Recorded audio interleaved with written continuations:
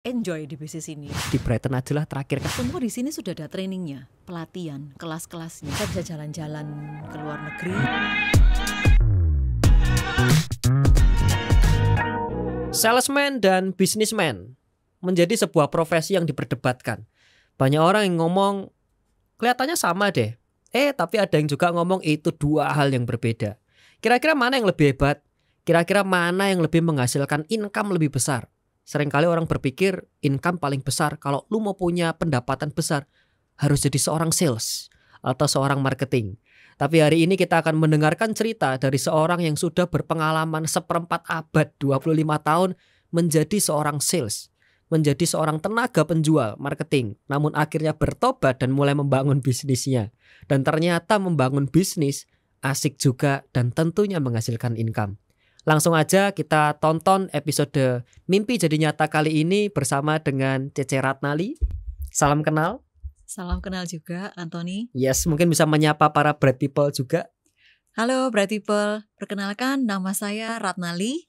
Saya partner bisnis Brighton. Asik. Oke, mungkin saya akan mulai video ini dengan sebuah pertanyaan, Ceratna. Dan juga saya berharap para Bright People di sini yang punya teman-teman para salesman di luar sana bisa meng-share video ini. Harapannya mungkin bisa membuka mindset, pola pikirnya. Ternyata bahwa membangun bisnis itu juga penting ya. Semoga Cece Ratna ini bisa menginspirasi teman-teman Bright People. Nah, pertanyaannya simple. Tadi saya sempat dengar 25 tahun menjadi seorang sales. Iya, betul. Gitu ya. Kira-kira awal mula perjalanannya seperti apa itu, Ceratna? Awal saya lulus kuliah, saya memang sudah suka sales gitu ya. Dari awal lulus jiwanya kuliah. Marketing nih. Ya, saya juga sudah jualan gitu pada saat kuliah gitu ya, untuk membiayai biaya kuliah. Sebagian ini kayak uang kos saya, kemudian biaya untuk fotokopi gitu kan cukup banyak gitu. Jadi ya. Ekstra kosnya udah nggak minta mama. Ya, itu saya nggak minta orang tua. Waktu itu kan harga kertas cukup mahal ya. Harga kertas cukup mahal karena kita kan tidak ada yang namanya pakai komputer digital, kemudian semua iPad, digital gitu sekarang, kan nggak ada. Gitu ya. Semua kan pakai print ya, semua di print gitu. Makanya saya ngambil peluang itu. Saya jualan kertas planuan waktu itu. Jadi sales kertas. Sales kertas ya. Lumayan hasilnya tuh juga udah cukup jutaan juga gitu ya untuk membantu waktu itu gitu ya. Saya karena banyak teman-teman juga yang beli dari saya karena harga kertasnya kan lebih murah dibandingkan dengan beli harga rim-riman waktu itu di toko. Jadi saya udah jualan seperti itu. Nah, saya emang berarti kan lumayan senang jualan walaupun saya belum terlalu paham betul bahwa itu benar-benar passion saya. Tapi kuliah jurusan apa nih? Teknik industri. Lu nggak nyambung sama sekali. Jadi para Bright People di sini yang salah kuliah, salah jurusan itu nggak apa-apa, masih bisa sukses gitu ya. Betul. Nah, dari situ saya akhirnya kan kepingin kerja ikut orang dulu gitu ya, untuk pengalaman lah, untuk pengalaman bagaimana merasakan ikut orang tuh seperti apa. Nah, bidang yang saya tekuni waktu itu saya mencontoh papa saya yang seorang banker. Nah, saya terjun di dunia banker waktu itu. Saya apply di beberapa bank dan saya diterima di 2 bank internasional. Nah, tapi saya memutuskan memilih satu bank ini karena dia membolehkan saya untuk kuliah lagi sorenya. Sedangkan maksudnya di bank S2 satunya di manajemen. Bisnis manajemen S2, betul. Jadi model kayak apa ya? Bukan S2 ya, diploma gitu ya, tapi ngambil jurusan manajemen gitu. Karena kan background saya sendiri kan teknik industri. Betul. Nah, nyambung, saya kan? mau belajar untuk itu gitu. Bisnis lagi. Biasanya orang fresh graduate itu kan idealis ya. Aku lulusan hukum, aku akan cari kerja hukum gitu. Lulusan teknik industri, kok masuknya bank malahan, Cerat? Karena teknik industri itu banyak yang bisa di-apply sih memang di teknik industri. Nggak harus. Memang main jobnya itu kan di PPIC, Production Planning Inventory Control kan. Tapi tidak menutup kemungkinan kita juga bisa kerja di bank. Gitu. Karena ada juga mata kuliah mengenai manajemen di situ. Waktu saya di bank pun saya di bagian back office. Enggak marketing. Bukan marketing. Bukan marketing. Nah, setelah saya tahu alurnya, saya ini orangnya tipe suka tantangan dan gak mau yang monoton terus gitu. Kalau saya udah tahu, saya kepingin belajar sesuatu yang baru lagi seperti itu. Nah, makanya saya belajar untuk di dunia bank ini gak lama. Saya Finally apply ke resign bagian finally saya resign karena tidak ada lowongan yang memungkinkan saya untuk di bagian bertemu orang atau marketing itu tadi. Setelah resign menikah atau belum. Oke. Setelah resign belum kepikir untuk menikah, jadi saya masih apply pekerjaan yang lain. Saya coba bekerja di dunia marketing, tapi marketingnya itu di bagian furniture waktu itu. Mebel. Nah, saya melamar jadi sekretarisnya direktur marketing. Nyerempet-nyerempet nih sama marketing nih. Masih nyerempet-nyerempet. Nah, saya belajar masih ikut orang sih ikut orang, tapi saya bekerja di situ. Dunia marketing ini saya banyak handle customer bule waktu itu. Nah, memang jam kerjanya juga pastinya kalau di marketing untuk untuk melayani permintaan seperti itu kan rata-rata di luar jam, lebih dari jam kerja gitu ya. Karena mungkin bule jamnya juga kebalik sama kita ya. Saya sama bos saya waktu itu kan sama-sama mesti ketemu customer ini, klien ini, kemudian requestnya seperti apa, kemudian menjamu mereka seperti itu. Nah, tapi walaupun kerjanya di atas jam kerja sudahan lembur, tapi saya suka. Happy. Passionnya terjawab. Karena itu tidak membosankan buat saya. Nah, jadi karena saya happy saya tidak ada masalah di jam kerjanya itu. Sampai akhirnya saya mencoba lagi di dunia multi level. Ini sambil jalan ini sambil jalan saya mencoba. Ini jalan bareng nih, multi level sama furniture nih. Jalan bareng. Jalan bareng.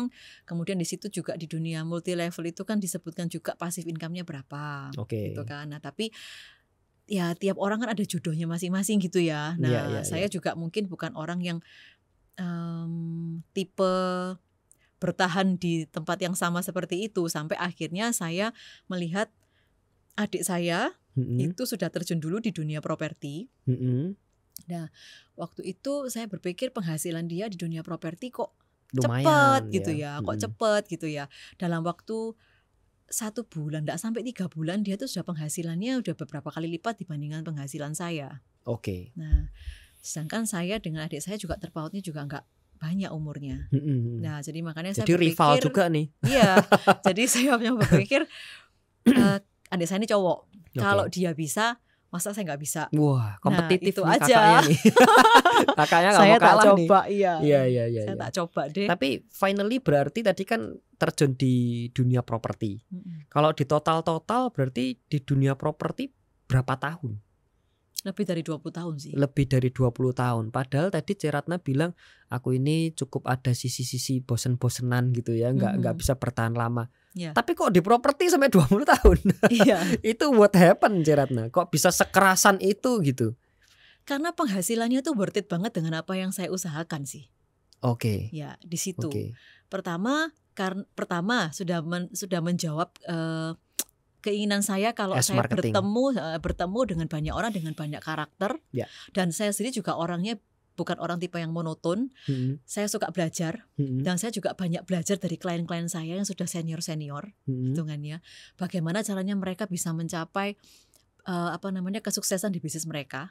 Dan klien saya pun sampai sekarang pun itu juga rata-rata klien-klien yang lama. Gitu ya, sampai sudah mulai merambah ke anaknya.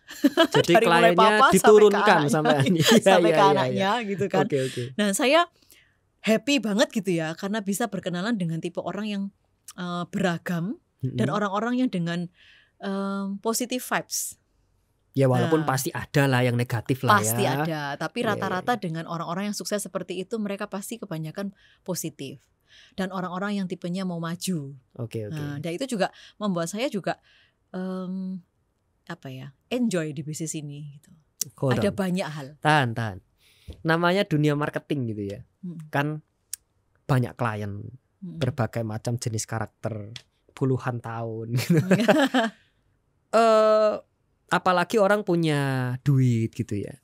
Nggak cukup sering ketemu sama klien yang mohon maaf ya, rewel, banyak maunya, nggak mau kalah, maunya menang terus gitu. How you handle it? Gimana caranya menghandle mereka sampai setia, sampai tuh klien tuh turun ke anaknya gitu? Kok bisa caranya?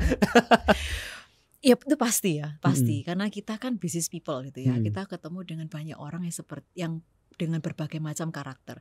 Tapi seperti yang saya tadi infokan ke Anthony, saya kan bukan tipe orang yang gampang menyerah. Saya ini orang suka challenge gitu kan. Jadi bagi saya justru ketemu dengan berbagai karakter orang yang seperti itu, bagaimana caranya saya itu bisa bisa mengambil hati gitu ya hitungannya. Jadi saya bisa memenangkan hatinya sampai akhirnya tuh saya bisa jadi brokernya dia. Saya jadi seseorang yang bisa dipercaya untuk menghandle segala urusan bisnis propertinya dia.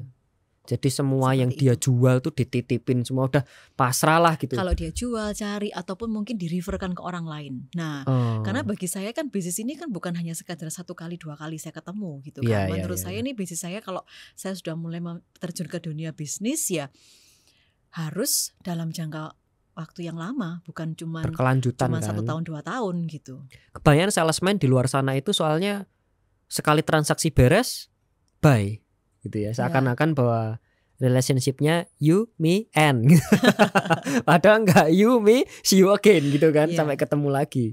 Iya menarik. Tapi dari sekian puluh tahun saya pernah sekilas juga dengar ceritanya C. Ratna itu kan from one brand to another brand, bahkan sampai juga sempat bertahun-tahun cukup terkenal sebagai seorang independen.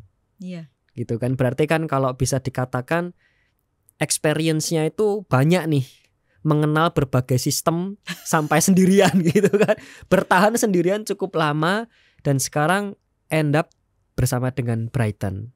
Itu kira-kira sekilas apa yang membuat C. Ratna itu dari satu brand mungkin pindah brand lain sampai akhirnya udahlah, lelah gua pindah-pindah sendirian aja lah gitu, sampai akhirnya tipping point-nya kayak udahlah mending di Brighton aja lah terakhir. Kenapa gitu? Pertama, dunia properti itu pasti butuh jaringan. Oke, jaringan kuncinya. Jaringan itu paling penting bagi kita sebagai seorang marketer. Ya. Nah, jaringan yang saya dapatkan pada saat saya melihat di Brighton ini, dia bukannya tambah turun, jadi maksudnya kantor tutup ya seperti yang pernah saya lihat sebelumnya, tapi justru banyak membuka cabang. Nah, itu yang jadi pertanyaan buat saya, ada apa di Brighton ini? Gitu jadi kan. kepo nih. Betul. Lu kok nggak tutup malah buka cabang terus gitu. Ya. Gitu istilahnya. Betul. Ya. Oke. Terus kemudian di situ pun juga setelah banyak saya melihat banyak buka cabang itu, pasti kan jaringannya juga semakin besar. Makin kuat. Nah, makin kuat. Dan saya melihat sistem yang dipakai di Brighton ini kan bukan sistem yang franchise. Tapi one management system. Satu jaringan. Nah, itu yang membuat saya cukup terjawab dari yang saya kenapa kok ganti brand. Oke. Jadi berarti saya bisa mengembangkan bisnis saya di satu brand ini dengan kondisi yang one management system itu tadi. Jadi saya udah nggak bingung lagi saya bakal pindah kemana. Ngomong-ngomong tentang tadi lama ya, 1/4 abad dari satu brand ke brand lain, bahkan juga sempat sekian tahun menjadi seorang agent independen.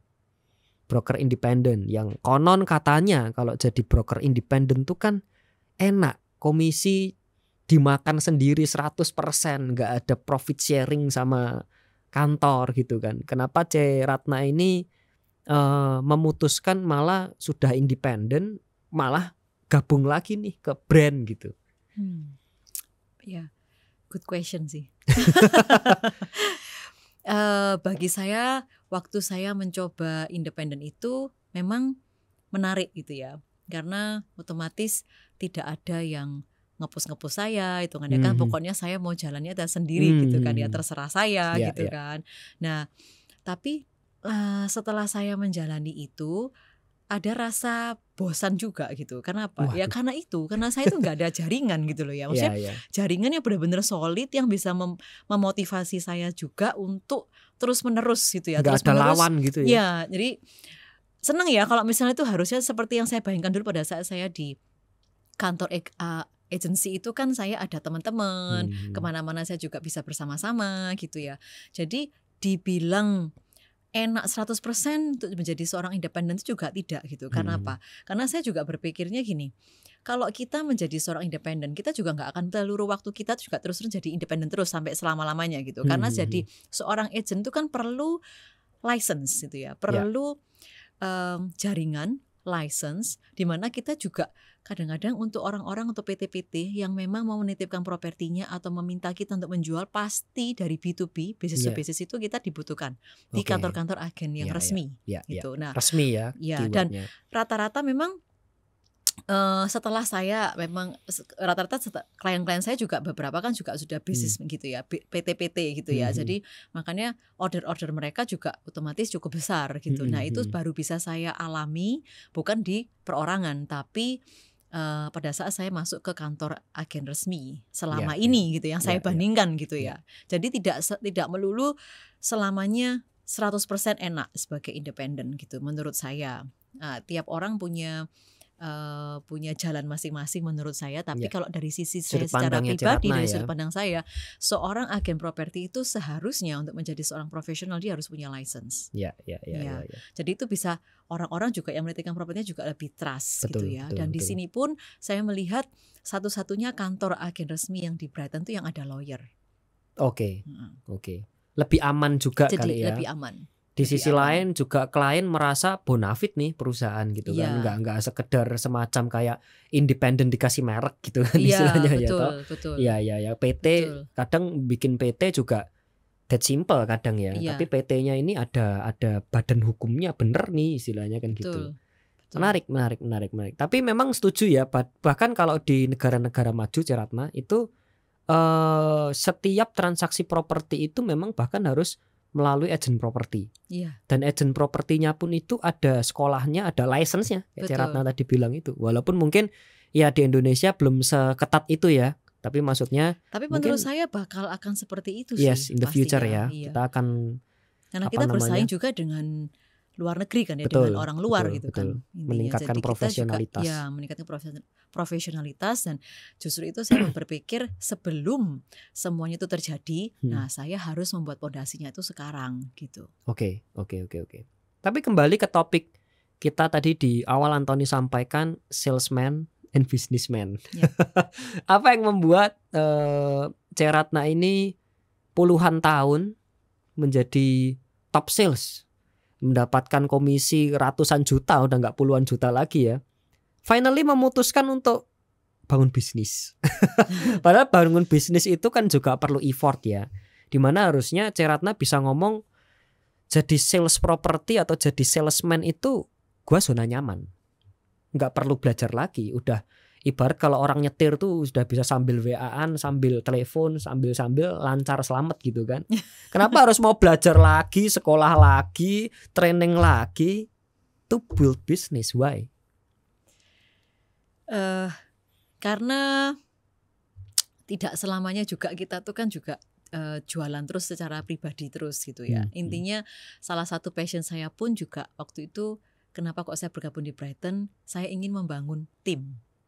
Ya, karena membangun tim itu kalau tidak ada support sistemnya juga susah, capek gitu ya. Jadi makanya dengan adanya support system yang dari Brighton ini, jujur saya merasakan saya sangat terbantukan pada saat saya membangun tim. Apa itu? Maksudnya support system merasa dipermudah itu apa yang menurut Ceratna gara-gara ini nih yang harusnya gue itu sangat sulit tapi jadi sangat terbantu gitu. Semua di sini sudah ada trainingnya, pelatihan, kelas-kelasnya, ada semacam universitasnya juga gitu ya di Brighton ini. Nah itu memang jujur saya merasakan manfaatnya untuk mengajar tim, terutama tim-tim yang baru-baru. Jadi paling tidak mereka sudah tahu dasar-dasarnya gitu. Saya tidak perlu mulai dari awal lagi gitu ya, sudah ada dasar-dasarnya. Kemudian hal-hal yang semacam case-case yang memang mereka perlukan untuk di lapangan, nah mereka bisa konsultasi dengan saya sebagai leadernya. Ibarat tuh kalau orang tua itu anak itu udah disekolahin. Ya, jadi pulang betul. Itu paling enggak otaknya enggak kosong-kosong amat tuh. Ya. Kita tinggal nanya, lu tadi belajar apa gitu kan. Betul.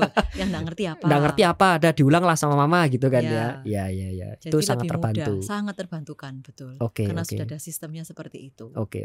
Tapi overall sekarang bangun tim worth it gak?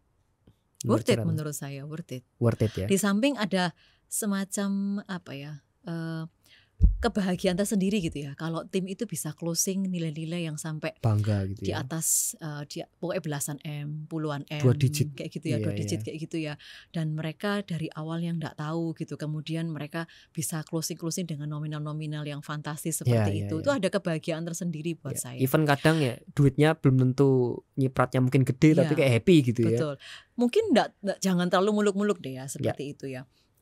Ada beberapa tim yang baru-baru dalam waktu 3 bulan mereka sudah balik modal, mereka sudah closing. Itu pun juga sudah membuat saya itu bahagia banget gitu.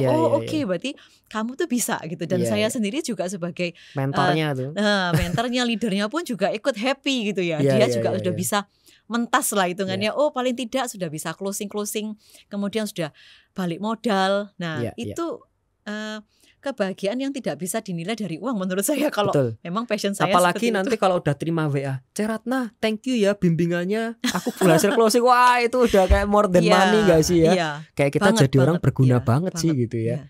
Oke.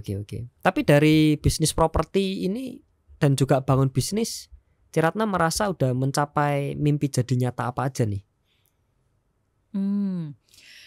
Ya itu tadi yang seperti saya ceritakan, dari sisi passion sudah terpenuhi ya, dari sisi passionnya saya untuk membangun tim. Non material nih.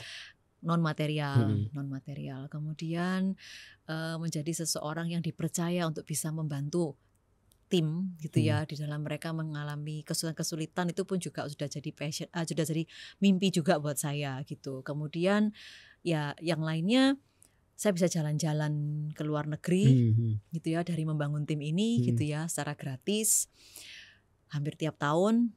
Nah itu juga sangat menyenangkan gitu ya. Iya. Yang tidak pernah terpikir sih mestinya gitu ya. Kalau saya jualan pribadi ya itu kan memang karena penghasilan saya sendiri gitu ya. Tapi kalau dari membangun tim, kemudian saya juga masih bisa jalan-jalan, itu kan menyenangkan. Iya. Nah kalau tadi mimpinya sudah tercapai Ceratna, and then what next? Apa selanjutnya yang Ceratna itu sebetulnya mau capai? Level selanjutnya apa nih? Iya, saat ini kan saya membangun tim itu di Surabaya, ya di Surabaya. Nah, saya juga waktu itu kan tahun lalu juga saya ada beberapa transaksi kan juga di luar pulau. Di luar pulau, salah satunya juga di IKN. Nah, saya juga kepikir gitu ya, saya bisa membangun bisnis di luar kota ataupun di luar pulau. Itu salah satu passion saya, salah satu mimpi saya. Dan saat ini saya berpikir kalau misalnya saya bisa mengembangkan bisnis di berbagai kota atau di pulau yang dimana cabang Brighton itu ada, betapa menyenangkannya gitu ya, bukan hanya sekadar di satu kota. Udah senangnya ketemu orang, ini orangnya dari berbagai pulau, berbagai provinsi, makin macam-macam lagi tuh karakternya. Dan juga saya juga belajar trade areanya di beberapa kota dan pulau itu kan pasti kan berbeda juga kota-kota gitu kan. lain gitu ya. Betul. Dan itu salah satu yang menjadi impian saya selanjutnya. Oke, siap. Sudah mulai ditentukan belum kira-kira mau ke kota mana nih Ceratna? Sudah ada sih di luar pulau, ada beberapa di situ ya. Kemudian di kota yang lain juga ada. Tapi saya selalu kan learning by doing ya, selalu berusaha meningkatkan apa yang sudah ada menjadi lebih baik lagi. Ya. Oke, mungkin sebagai penutup para Bright People, kita ingin mendengarkan satu buah kalimat penutup atau tips lah ya untuk para salesman di luar sana yang mungkin lagi lemes dengan berita isu ekonomi katanya lagi lesu gitu ya. Kira-kira salesman harus berbuat apa? Ataukah mereka harus langsung shifting bangun bisnis kayak Ceratna, atau mereka bisa sambil jalan, sambil jualan, sambil bangun bisnis? What to do? Apa tipsnya buat mereka-mereka? Menurut saya Bright People, sebagai seorang salesman ataupun businessman, kita pastinya kan selalu mesti ada permasalahan atau problem gitu ya yang kita hadapi. Tapi sebisa mungkin kita tidak fokus pada permasalahan yang kita hadapi di lapangan gitu ya pada saat kita berjalan. Coba kalau kita melihat tidak fokus di masalahnya, tapi setiap permasalahan itu pasti akan ada jalan keluar. Pada saat kita berpikir positif, pada saat kita mau belajar untuk mencari jalan keluar itu pasti ada. Nah, terus yang mungkin saya bisa berikan bahwa setiap kali kita jatuh, 7 kali kita jatuh, kita harus bangun 8. Kita harus bangun 8 kali. Jadi dalam intinya kita tidak pernah menyerah dalam apapun yang kita lakukan ataupun kita kerjakan. Nah, dan quote yang paling indah yang menurut saya, advice yang paling bagus yang pernah saya terima adalah stay humble, be grateful, dan work hard. Wes, jangan lupa work hard ya. Jangan mintanya kerjanya santai-santai tapi duitnya banyak. Mimpi lu gitu.